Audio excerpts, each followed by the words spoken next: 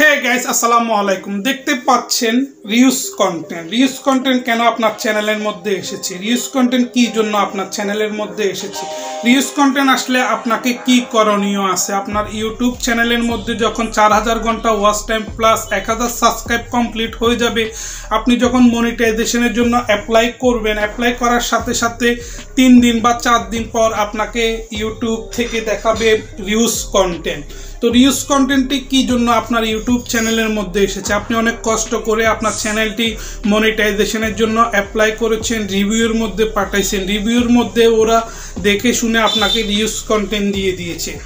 Reuse content কিভাবে আপনারা solve করবেন। তো গাইস, যারা এখনো পর্যন্ত আমার চ্যানেলটি সাবস্ক্রাইব করেন না, প্লিজ আমার চ্যানেলটি সাবস্ক্রাইব করবেন, লাইক কমেন্ট শেয়ার করবেন। তো প্রিয় বন্ধুরা, আপনারা দেখতে পাচ্ছেন এখানে আমার চ্যানেলটির মধ্যে একটি রিউজ কন্টেন্ট এসেছে।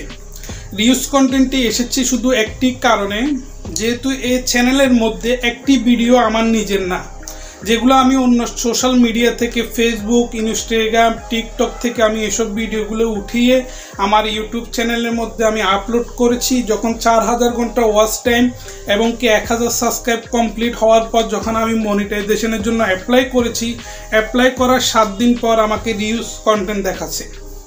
যেহেতু ভিডিওগুলো আমার নিজের না, সেজন্য আমাকে চ্যানেলটি মনিটাইজেশন দিচ্ছে না। এর জন্য আমাকে কি করতে হবে। তো গাইস, আমার মতো যদি আপনাদের একই প্রবলেম হয় তাহলে ভিডিওটি সম্পূর্ণ দেখবেন, দেখলে হয়তো বা আপনারা এই ভুলটি সংশোধন করতে পারবেন। আপনাদের যদি এরকম রিউজ কন্টেন্ট চ্যানেলের মধ্যে আসে তাহলে আপনারা কি করবেন, অন্যের ভিডিও যেমন ধরেন ফেসবুক, ইনস্টাগ্রাম, টিকটক এইসব সোশ্যাল মিডিয়া থেকে কোনো ভিডিও আপনারা ডাউনলোড করবেন না, এবং কি ডাউনলোড করে আপনাদের ইউটিউব চ্যানেলের মধ্যে দিবেন না। দিলে আমার মতো রিউজ কন্টেন্ট আসবে। আর যেসব ভিডিও আপনারা অলরেডি দিয়ে ফেলেছেন, ওইসব ভিডিও আপনারা যেভাবে, আপনাদেরকে 1 মাসের সময় দিবে ইউটিউব থেকে। 1 মাস পর্যন্ত আপনাকে বলবে এডিট করার জন্য, ডিলিট করার জন্য, তারপরে থাম্বনেল লাগানোর জন্য, ডিসক্রিপশানে কিছু লেখার জন্য, ভিডিও অনুযায়ী আপনাকে কিছু লিখতে হবে ডিসক্রিপশানে।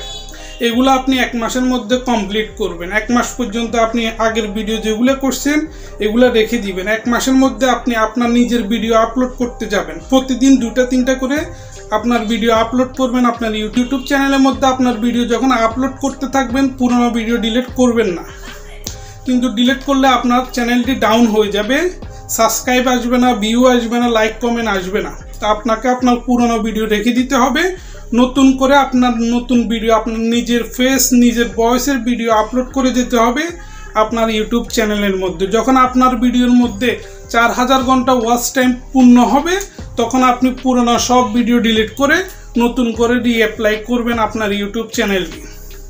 তো গাইস, নিশ্চয়ই আপনারা বুঝতে পারছেন কি জন্য রিউজ কন্টেন্ট এসেছে। তো গাইস, ভিডিওটি যদি ভালো লেগে থাকে অবশ্যই আমার চ্যানেলটি সাবস্ক্রাইব করবেন। Thank you for watching this video. Bye bye, tata, আল্লাহ হাফেজ, ভালো থাকবেন, সুস্থ থাকবেন।